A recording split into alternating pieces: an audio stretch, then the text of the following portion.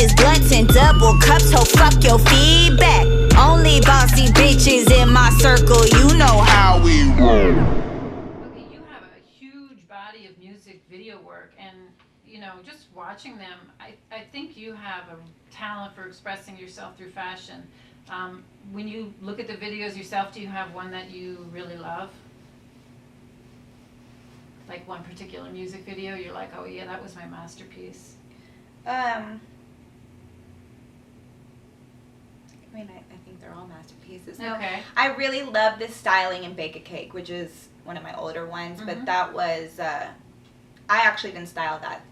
I had somebody else style that, and he brought very dope, like, pearl corsets and dresses and stuff like that. So I think that was one of my most extravagant shoots. My favorite outfit is either from Bitches, where I'm wearing a furry white bikini, which is really just from the stripper store, or Tell Me, which I put out in 2016. And again, I went to the stripper store and just got the dopest neon bathing suits and threw some fake fur on them bitches, and we had a great time. It was hot as fuck, but we had I loved that you put fur, you were wearing fur in the jet skis. I feel like that has not been done before. I thought it was very Lil Kim when I thought about it. I'm like, yo, we're going to be on jet skis. We need to do something that nobody's done on jet skis. And at first I was like, let's do robes, because Joel Santana's into robes, and like Plies is into robes, and Camron's into robes. And I love Camron. I love Dipset. Huge inspiration.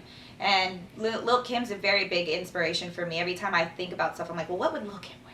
What would Lil Kim wear? What would she want to wear? And so I was like, yo, we had a list of things that we could do on a jet ski, and I'm like, fuck it, let's just do some faux fur. Let's just wear like the craziest shit girls could wear on a jet ski. What's the location for that? It's a lake in LA. It's like off the 5, Lake What's Pyramid. The 5? It's the main road connecting. It goes all the way up the northern coast. You can go all the way, I think, to Oregon with it. But it's the road you take from the Bay to LA.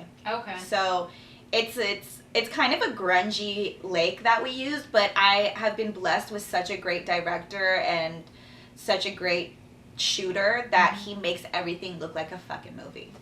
Do you want to say who he is? Sure, he's like just this random guy, but his name's Joe Deitch. Okay. Deitch. For some reason, I called him Joe Pesci earlier. But Yes. That's okay. That's because I just wanted to watch The Godfather. But the point is that he's this random guy, low key guy. He's not in the mix, and he does amazing work. It's never a headache. He literally edits videos within like a week less. Oh, that's amazing. He's fucking next level. It's never a headache. Yeah, no, your videos always look good. Okay, so let's get back to fashion. Your look's totally evolved. It keeps changing and moving. You mentioned in a fairly recent interview that you don't wear your acrylics anymore. Where are you with your look now, would you say? Like, what made you leave behind acrylics? Because I think acrylics are fun. And I love acrylics. I miss my acrylics every single day. Right. I always had the wild designs. I had nail piercings. I mean, I feel like I was kind of like not ahead of my time, but I was very much an inspo for other women with their nails. And you know what? I had some health issues happen to me in like 2015. I got really bad acne, and I was just kind of on this health kick, and I was like, you know what, if I'm gonna figure out how to be the healthiest me, I have to kind of quit all the bullshit out. Okay. So I quit smoking cigarettes, I quit smoking Swishers, I quit drinking dairy, I quit tanning. I don't fake tan anymore. I used to fake tan every single day. I would go and lay in a bed. I don't do the acrylics. It was like a personal thing. I also would get my acrylic nails done, and I would break a nail 30 minutes before a shoot. So then I would be in my shoot hiding my nail. Right. And it's just kind of like, that doesn't work for me. Yeah. And I love the private nail techs, but they're always so booked up that they can't come and fix your nail right away. And I just can't pay someone $120 for them not to be able to come and fix my nail. Yeah, I hear you. And so it was just like a time thing, a budget thing, and a health thing. Yeah. And it's honestly been working very well for me. Yeah. I don't know. I miss them every day, but my nails are so long now that I feel like I can go I can go and get like my own like design put on them or something. Yeah, I mean, people don't realize, but acrylics are, they're maintenance. Like they're money. Yeah, and they're also, you can't do as much with them on your nails. They're beautiful. I love acrylics. I love Cardi B's acrylics. I love seeing what she gets done. I've never been a big like jewels on the nail girl, but I love acrylics, and I always see people's acrylics. I'm like, oh my god, they're great. But it's a true art form. It is. I just don't have the time. But so what do you feel like your look is now, like compared to say 5 years ago? I'm more laid back. Yeah. I would say I'm a lot more laid back. I used to get up every day and get dressed and do the whole outfit every day, makeup every day. And I was giving a lot of people inspiration and free game. Right. And I fucked with a lot of brands before everybody else was that don't fuck with me now. Okay. And it's not like any bad blood. It's just like I don't have time to promote you and make you guys a sensation and for you guys to forget who fucked with you first. Right. I hear you. So I just don't have the time anymore for that. So I don't do it. I feel like people are gonna fuck with me. They're gonna fuck with me. And honestly, my whole inspiration is like Mary-Kate and Ashley Olsen. Okay.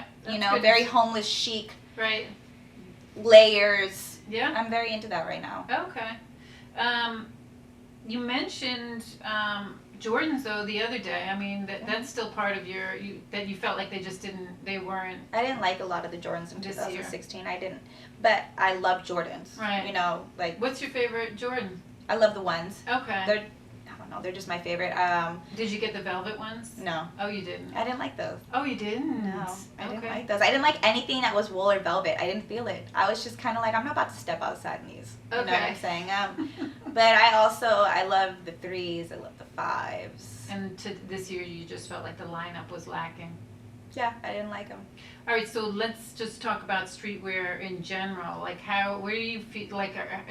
What do you think the state of streetwear is right now? Do you care about it anymore? Do you feel like it matters as much? I feel like streetwear is always going to matter. Okay. I have a lot of friends that have streetwear brands. I'm just not into the hype. Okay. I just don't want to stand in line for anything. I just don't. I'm lazy. I'm like a lazy stoner girl. I don't want to stand in line for your fucking shirt, bro. Yeah, I hear you. I don't. Fuck your shirt. Fuck your sweats. Yeah. Where you at? I want babe, my G. That's all. Okay. But I respect and I love it because it's always going to give underground people a chance to shine. Sure. And that's what I respect out of it. Do people in California care as much as Supreme? People in New York? Oh, they love Supreme in Cali. Especially in LA. In LA, they love Supreme. All right. I don't think I have one Supreme piece, actually. Wow. Yeah. Because you have to stand in line for it. I don't think I do. I don't think I have one Supreme piece. I would love a Supreme piece. So that brand, that company you work with, they didn't do a Supreme collab? Oh, I do. I do have one. I do have one Supreme piece. I do. Okay. Because I work with Cole 45 and their other brand, St. Ives, did a collab with Supreme. So I have a white St. Ives and Supreme sweater. And what is dope about that sweater, what is dope about Supreme is they only made 100 of them. So it's I like that. And they didn't do like a restock 6 months later. No, you know what I'm saying? So it's dope because I like when Supreme does things like that. I like exclusivity, but I don't like waiting in line for shit. Yeah. I'm like a brat. I'm like, I don't want to wait in line. No, I hear you. And the markup on prices, there's people that wait in these lines and they get a whole bunch of shit and they mark it up like $600 and I just can't. I can't fuck with that. You just sat in line. Yeah, that's crazy. Yeah, I can't. To wait in line for something. I just can't. I respect it, and and that's what's beautiful about that type of shit is people, there's like a love of shit, and people will wait outside for you, and I feel like that's very inspirational. But at the same time, I'm not waiting outside.